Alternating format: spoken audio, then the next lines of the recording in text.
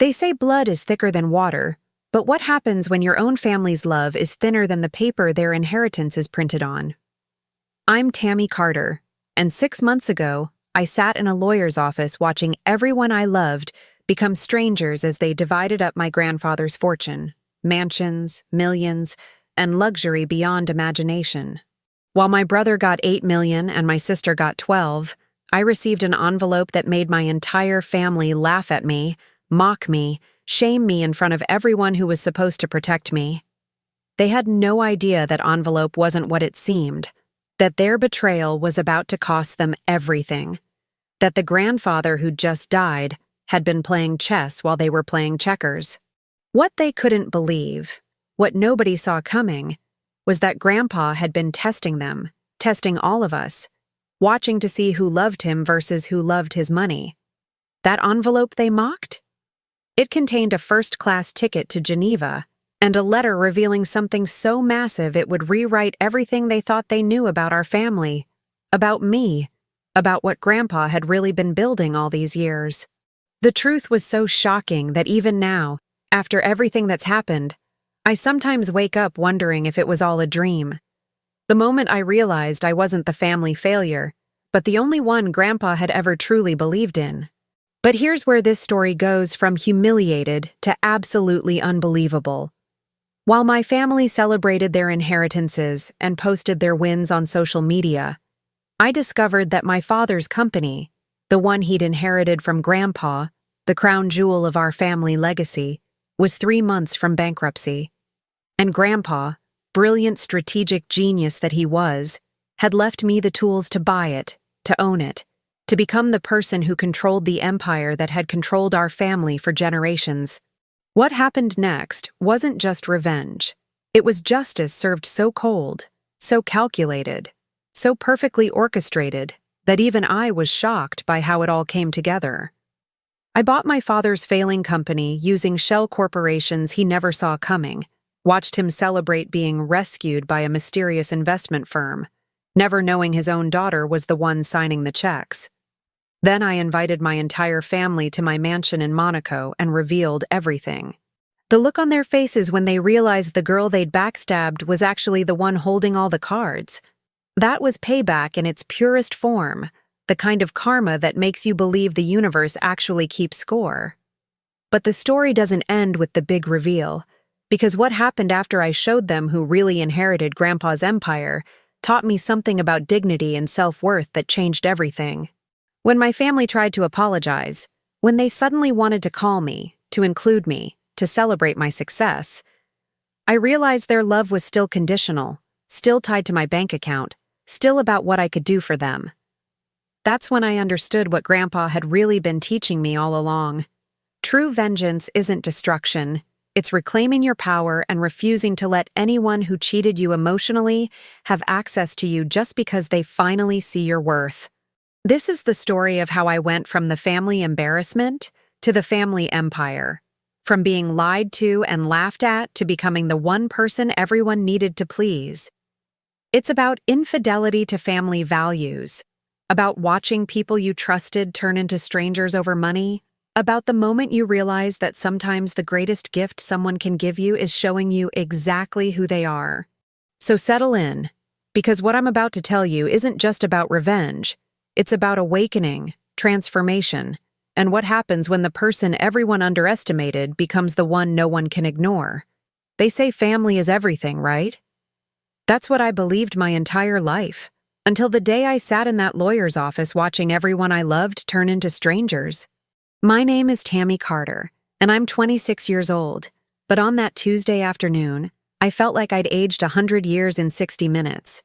My grandfather had just passed away, and we were all gathered for the will reading, dressed in black, pretending to grieve while secretly calculating what we'd get. I noticed the way my brother Marcus kept glancing at his wife, smirking like they already knew something I didn't, and my sister Victoria couldn't stop fidgeting with her diamond bracelet, the one Grandpa bought her for graduation. The lawyer started reading, and one by one my family members gasped with joy as they inherited mansions, investment portfolios, luxury cars, and millions upon millions of dollars. Marcus got the beach house in California worth $8 million. Victoria received a trust fund of $12 million, and my parents practically jumped out of their seats when they learned about the commercial properties valued at $47 million. Everyone was hugging, crying happy tears, already planning their shopping sprees and vacations, while I sat there feeling smaller and smaller with each passing second. I couldn't believe what was happening. This was supposed to be about mourning Grandpa, not celebrating a windfall. Then the lawyer said my name, and the entire room went silent. To my granddaughter, Tammy Carter, I leave the contents of a sealed envelope to be opened privately. That's it. An envelope. While everyone else got keys to kingdoms, I got a piece of paper. The laughter started almost immediately. First a chuckle from Marcus, then Victoria's high-pitched giggle, and soon the whole room was practically roaring. My mother looked at me with something between pity and embarrassment, like I was a stray dog that had wandered into a 5-star restaurant, and my father just shook his head, turning away as if he couldn't bear to acknowledge such a massive betrayal from his own father. "Maybe it's a gift card," Marcus said, and everyone laughed harder. Victoria chimed in with, "Or maybe it's Grandpa's final joke. Tammy always was his charity case." The words hit me like physical blows, each one designed to humiliate and shame me in front of everyone who was supposed to love me. I'd spent my entire life being compared to my siblings, always coming up short because I chose to be a high school English teacher instead of a corporate lawyer or investment banker. They'd backstabbed me with their words 1,000 times before. But this was different. This was public. This was final. I grabbed that envelope and walked out with whatever dignity I had left, feeling their eyes burning into my back as I pushed through the heavy oak doors. Nobody followed me. Nobody called my name. Nobody seemed to care that I was walking away from my own family drama completely alone, humiliated beyond anything I'd ever experienced. The valet brought my 10-year-old Honda around while Ferraris and Teslas lined up behind it, and I drove back to my tiny studio apartment in silence, that envelope sitting on the passenger seat like a ticking bomb. That night, I couldn't eat, couldn't sleep, couldn't do anything except stare at that cream-colored envelope with my name written in Grandpa's distinctive handwriting. Part of me wanted to throw it away without opening it, to spare myself whatever final disappointment waited inside. But another part, the part that remembered how Grandpa used to look at me differently than the others, needed to know the truth. My hands shook as I finally broke the seal around midnight, and what I found inside wasn't just shocking. It was about to flip my entire world upside down in ways that would bring justice and karma crashing down on everyone who'd laughed at me. The envelope felt heavier than it should have as I pulled out its contents with trembling fingers.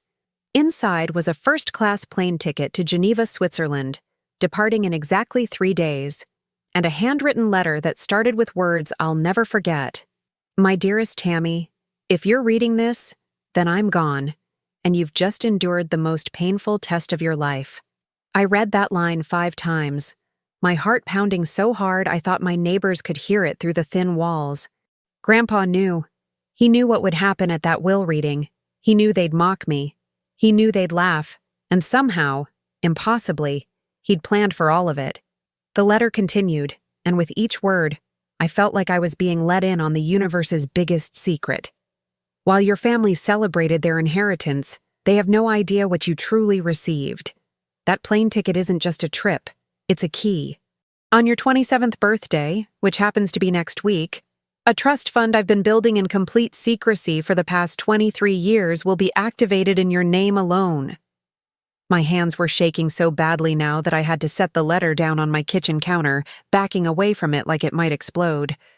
This couldn't be real. I'd been cheated out of my inheritance, humiliated in front of everyone, and now this. I picked up the letter again, forcing myself to keep reading through the tears that were streaming down my face. The trust contains assets, investments, and holdings I've built quietly, separately from everything your family knows about, because I needed to see who would love you when you had nothing. The words blurred on the page as I tried to comprehend what I was reading. While Marcus bragged about his $8 million beach house, and Victoria posted her trust fund on social media, I was holding a letter that promised something far beyond what any of them had received, and they had no idea. Grandpa's letter explained everything in painful, beautiful detail. He'd watched his other grandchildren become obsessed with money, status, and appearances, but I'd chosen a different path. Teaching kids about literature, living modestly, never asking him for handouts or expecting anything. You were the only one who visited me because you wanted to, not because you needed something. You're the only one who listened to my stories without checking your phone. You're the only one worthy of what I've built. Reading those words felt like reclaiming every piece of myself that my family had tried to destroy. Every moment they'd made me feel worthless for not chasing wealth like they did. The instructions were clear. Fly to Geneva, meet with the trust manager at the address provided, and begin the process of taking control of my inheritance. But Grandpa added one final note that sent chills down my spine. Don't tell them yet. Let them think they won. Watch them celebrate their victory while you plan your next move. Remember, Tammy, revenge isn't about destruction. It's about truth, justice, and showing people exactly who they revealed themselves to be. I read that line over and over, understanding that this wasn't just about money. It was about payback for years of being treated like I was less than, like I didn't matter, like I was the family embarrassment. I spent the next 3 days in a daze, going through the motions of my life while carrying this enormous secret. I taught my classes, graded papers, had coffee with colleagues who complained about student loans and rent increases, all while knowing that in 72 hours, I'd be stepping into a completely different reality. My phone kept buzzing with family group chat messages, Marcus posting photos of his new yacht, Victoria sharing designer shopping bags, my parents touring the commercial properties they'd inherited.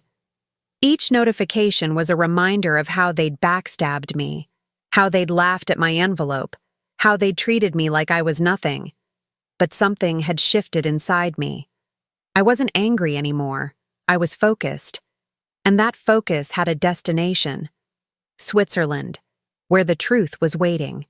The plane touched down in Geneva on a crystal-clear morning, and I stepped off that aircraft feeling like I was walking into a dream. First class had been an experience in itself. The champagne, the lie-flat seats, the warm towels and gourmet meals. But it was nothing compared to the black Mercedes waiting for me outside baggage claim with a driver holding a sign that read, Ms. Carter.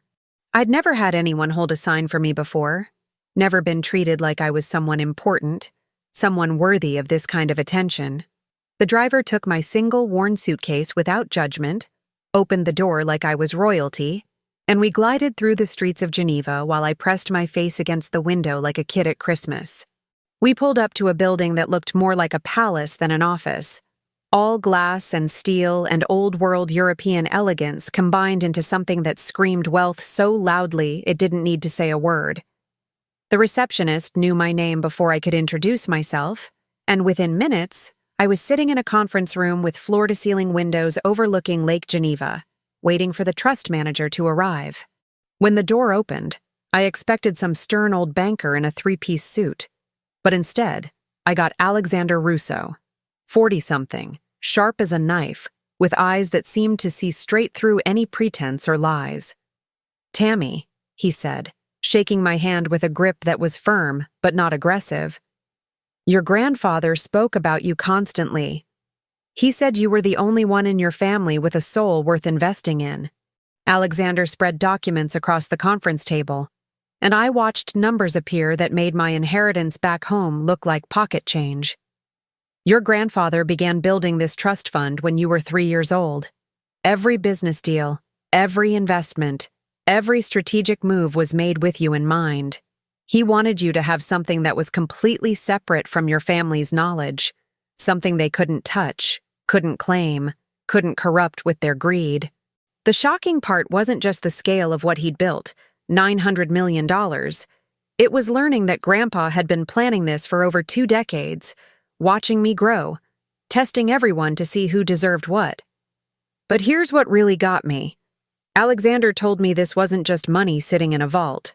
It was a fully operational empire, tech startups in Silicon Valley, real estate across Europe, sustainable energy projects in Asia, and equity stakes in companies I'd heard of but never dreamed I'd own pieces of. Your grandfather wanted you prepared to run this, not just spend it. That's why he sent you here, to meet the teams, understand the businesses, and step into the role he's been grooming you for your entire life without you even knowing it. Suddenly, all those conversations we'd had about strategy, about thinking long-term, they weren't just old man rambling, they were lessons, preparation, training for this exact moment. Alexander pulled out a folder with my name on it, and inside were photographs I'd never seen before. Me at age 5, wearing Grandpa's 2 big reading glasses and pretending to read his financial newspapers. Me at 12, asking him about compound interest during a family dinner while everyone else talked about reality TV. Me at 19, explaining why I wanted to teach instead of pursue business, and him smiling like I'd just passed some invisible test. He documented everything, Tammy. Every moment that showed him you valued people over profit, substance over status, truth over appearance. While your siblings were learning to be greedy, you were learning to be human. And that's why you're sitting here right now, about to inherit an empire built on the foundation of character. We spent 6 hours going through everything: the holdings, the strategies, the long-term vision Grandpa had for this wealth. With every revelation, I felt myself transforming from the humiliated girl who'd walked out of that will reading into something else entirely, someone powerful, someone strategic. And here's what I realized. I wasn't the mastermind who'd built all this. Grandpa was. I was the decision-maker he'd been preparing, the person he trusted to carry forward what he'd created. It was about cold, calculated moves that would leave my family wondering what the hell just happened while I was already 10 steps ahead, reclaiming not just my self-worth, but my entire narrative. I spent 2 weeks in Geneva, meeting with financial advisors, legal teams, and business managers who'd been working in secret to maintain Grandpa's hidden empire. But it was during one late-night strategy session that Alexander said something that changed everything. Your grandfather left you detailed files on all his business dealings, including your father's company, my father's company. Morrison Financial Holdings, the crown jewel of our family's public empire, the business my father had inherited from Grandpa 20 years ago and had been running into the ground ever since. I couldn't believe I hadn't thought about it before. But Alexander was already pulling up spreadsheets that told a story of mismanagement, bad investments, and a company hemorrhaging money faster than anyone outside the inner circle knew. Your father is 3 months away from bankruptcy, Alexander said, his voice completely neutral as he showed me the forensic analysis Grandpa's team had compiled. He's been hiding the losses, cooking the books just enough to keep investors from panicking. But the truth is, Morrison Financial Holdings is about to collapse, and when it does, it'll take your family's reputation, your parents' personal wealth, and your siblings' trust funds with it. The irony wasn't lost on me. While they'd laughed at my envelope, they were sitting on a financial time bomb that would destroy everything they'd just celebrated. The karma of it all was almost poetic. I asked Alexander what Grandpa would have done, and he smiled, the first real smile I'd seen from him. Your grandfather predicted this exact scenario. He knew your father wasn't capable of running the company successfully. That's why he left you a strategic acquisition fund specifically designed to buy failing businesses and turn them around. He pulled out another folder, this one marked Contingency Plan Morrison Financial Holdings, and inside was a complete roadmap for acquiring my father's company without him ever knowing who was behind it. Shell companies, offshore accounts, proxy bidders, legal structures so complex that by the time the deal closed, it would be impossible to trace back to me. The plan was brilliant. I would use a series of shell companies to make an offer that my father couldn't refuse.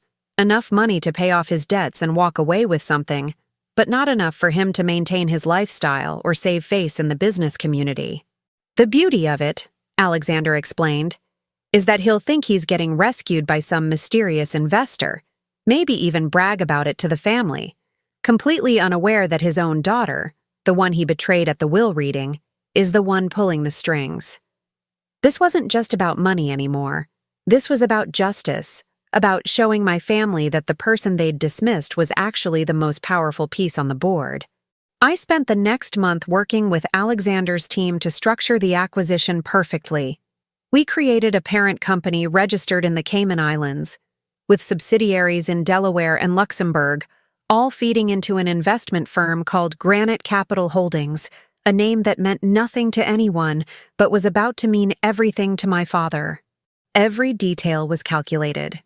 The timing of the offer, the pressure points to exploit, the narrative we'd feed to the media about a strategic investment firm seeking undervalued financial services companies. Meanwhile, I kept my phone on silent as the family group chat exploded with messages about their new purchases, their fabulous vacations, their absolute certainty that they'd won Grandpa's affection and his wealth. But here's what they didn't understand. Real revenge isn't loud or emotional or desperate. It's patient. It's strategic.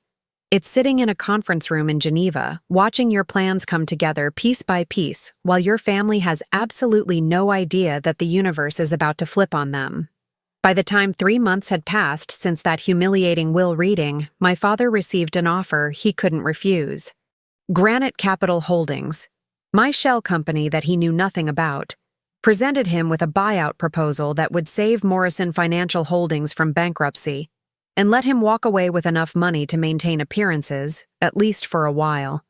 I watched the whole thing unfold from Geneva through secure video conferences, seeing my father's relief as he thought some mysterious investment firm was bailing him out of the disaster he'd created.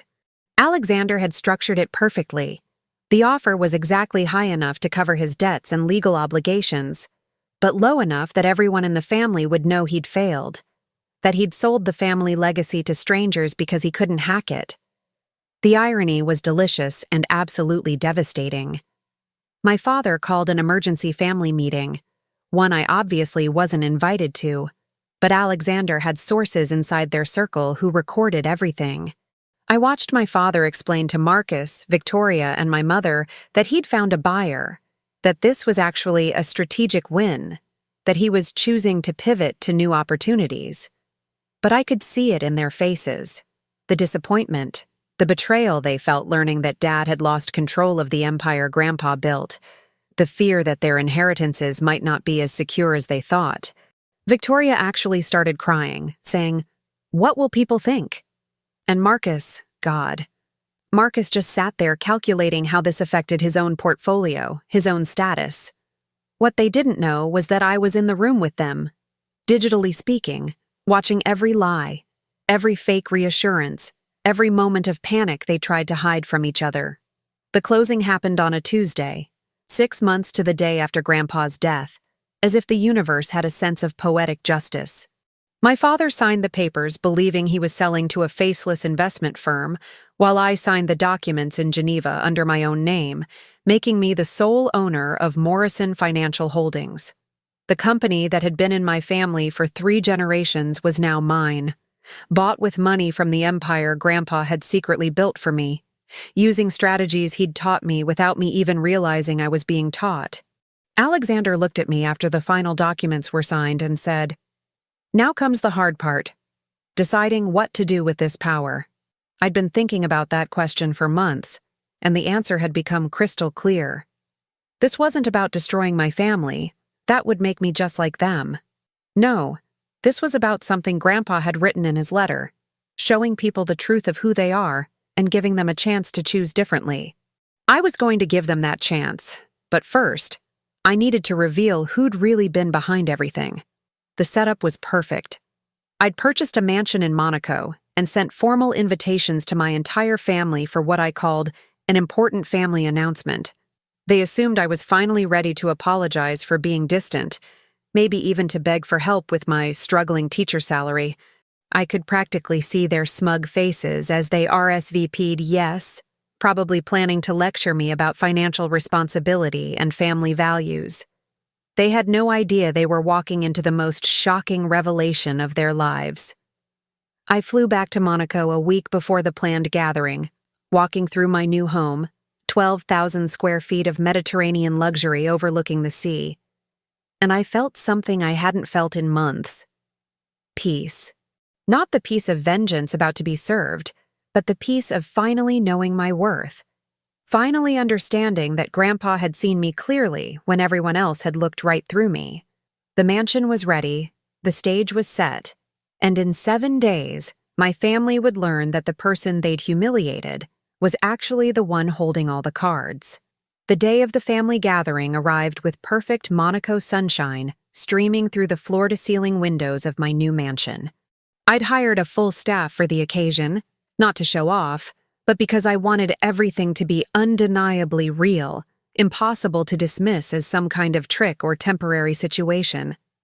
My family arrived in rented luxury cars, dressed in designer outfits they'd bought with their inheritances, already judging the opulence of my home with barely concealed confusion.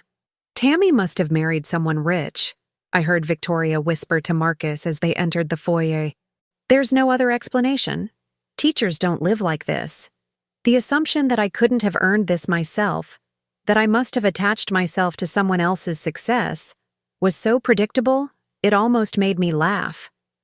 I let them settle into the formal living room, accepting champagne from servers while making awkward small talk about my mysterious announcement. My father kept looking around with this proprietary air, like he was calculating the value of everything and wondering if I'd bought it with money I'd somehow stolen from the family. My mother touched the silk curtains and whispered to Dad, "This must have cost a fortune. Do you think she's in trouble? Maybe she needs money?" Even now, even surrounded by evidence that I was doing more than fine, they couldn't imagine I'd succeeded on my own terms. I walked into the room wearing a simple black dress, nothing flashy, nothing desperate, just quiet confidence. And every conversation stopped. "Thank you all for coming," I said, my voice steady and clear. "I know it's been 6 months since Grandpa passed, and I wanted to bring everyone together to share some important news about our family and our future." Marcus rolled his eyes, probably expecting some emotional speech about healing and forgiveness, while Victoria checked her phone like this was already boring her. But my father was watching me with narrowed eyes, like some part of him sensed that something was off, that this wasn't the broken girl who'd fled the will reading in tears. "I want to start by talking about Morrison Financial Holdings," I said, and the room went completely silent. My father's face drained of color. "As many of you know, Dad recently sold the company to an investment firm called Granite Capital Holdings. What you don't know is who actually owns Granite Capital Holdings." I pulled out a leather portfolio and opened it to show them the corporate documents, the ownership structures, the paper trail that all led to one name. Mine. "I do. I bought Dad's company, right around the time you all were laughing at my envelope. Turns out that envelope contained something worth considerably more than beach houses and trust funds." The shocking truth hit them like a physical wave. I could see it in their faces, the way their expressions shifted from confusion to disbelief, to something that looked like panic. "That's impossible," Marcus sputtered. "You're a teacher. You don't have that kind of money. This is some kind of scam." But I was ready for that. Alexander had prepared comprehensive documentation of everything: the Swiss trust fund that had been activated on my birthday, the $900 million Grandpa had secretly built for me, the strategic acquisition of Morrison Financial Holdings, all of it legal, all of it real, all of it completely beyond anything they'd imagined possible when they'd mocked me for inheriting just an envelope. Victoria started crying, actual tears streaming down her face, as the implications sank in. My mother looked like she might faint, and my father just sat there, frozen, as the reality crashed over him. His own daughter, the one he'd dismissed and humiliated, now owned the company he'd spent decades running into the ground. "But why?" my mother finally asked, her voice breaking. "Why would you do this to your own family?" And that's when I felt it, the moment of justice I'd been building toward. The chance Grandpa had given me to show them the truth about themselves and about conditional love, about respect that only appears when there's money behind it. So tell me, have you ever been underestimated by the people who were supposed to believe in you most? Have you watched someone treat you differently the moment they realized you had something they wanted? Drop a comment below and share your story, because I know I'm not the only one who's experienced family betrayal. This realization that love was conditional all along. What would you have done in my situation? Would you have given them a second chance? Or would you have walked away completely? And here's the question that matters most. If your family apologized only after discovering your success, would that apology mean anything to you? Maybe you've dealt with something similar. People who mocked your dreams until those dreams became profitable. People who dismissed your path until that path led somewhere they wanted to be. Your perspective matters. Your story matters. And I genuinely want to know how you'd handle this kind of situation. If this story resonated with you, if it made you think about your own relationships and the difference between unconditional love and transactional connection, hit that subscribe button and turn on notifications. Because we're exploring the real, raw truths about human relationships, about money and power dynamics within families, about the moment you realize you're worth more than how others value you. This is about reclaiming dignity after being humiliated by people you trusted, understanding when payback is justified, and how we rebuild ourselves after devastating betrayals. Comment, subscribe, and let's build a community of people who refuse to be defined by others' limitations, because the best revenge isn't destruction, it's transformation. It's becoming undeniably successful, and then deciding whether those who doubted you deserve access to the person you've become.